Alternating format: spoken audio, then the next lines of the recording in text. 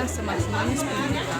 Terus ada juga uang saku buat anak SD, SMP, PAUD, SD, SMP.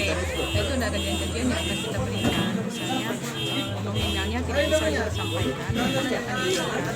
Mungkin nominalnya berbeda-beda, PAUD berapa, SD berapa, SMP berapa.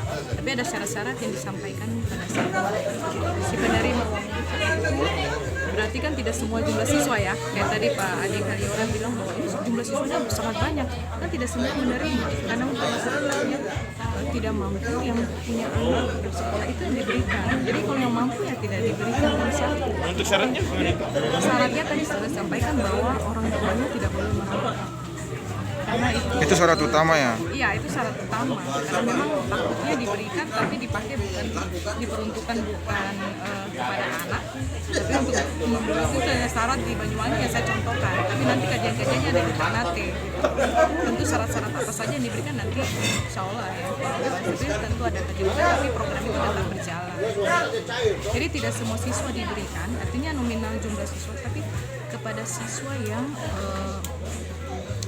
kurang mampu, yang memang membutuhkan. Kadang-kadang begini, ini suatu kajian di Banyuwangi itu begini, ada siswa yang ke sekolah bawa uang saku, ada siswa yang tidak punya uang, tidak mau sekolah karena temannya bawa uang saku yang cukup besar, mereka minder gitu kan, akhirnya tidak mau sekolah karena belanjanya tidak sama-sama. Ini yang membuat program di Banyuwangi diterapkan. Dan saya pikir di Ternate itu bisa gitu.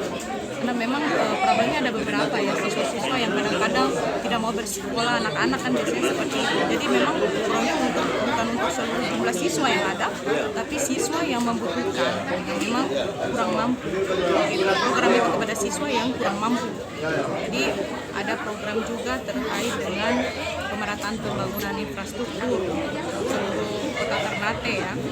Terus program satu kelurahan satu bank sampah. Karena memang solusi masalah sampah sekarang ini ya rumit dan cukup artinya masalah yang sudah problem yang sangat rumit sekarang, karena memang masalah sampah harus diikuti oleh regulasi-regulasi supaya sampah tidak menjadi masalah yang paling utama di kota Ternate. Artinya kita mengurangi sampah itu lebih baik lewat regulasi-regulasi yang ada di kota, misalnya kurangi sampah plastik, terus memberikan pelayanan kepada masyarakat dalam hal sampah ya, artinya kekurangan bak sampah itu selama ini kan kita kekurangan mobil bak sampah, kita hanya punya satu TPA, kita tidak punya tempat pembuangan sementara sistemnya itu sekarang ini sistem distribusi sampah itu lewat pembayaran PDAM.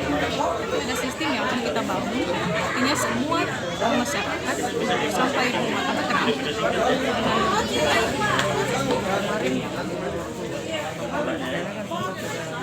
tugas dan fungsi DPR dengan pemerintah kan beda. Saya tidak perlu jelaskan juga, artinya DPR punya fungsi pengawasan, tapi pemerintah punya kewenangan lebih besar dalam hal penganggaran kan.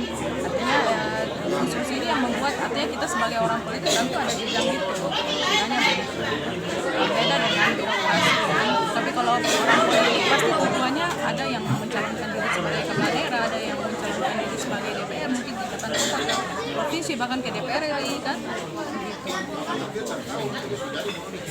Parti ya di DPR, makanya ini problem yang kita dapati di DPR selama kita kunjungan itu ada masukan dari kepala sekolah terutama SMP bahwa banyak anak-anak SMP yang didapati di belakang ini saplem gitu.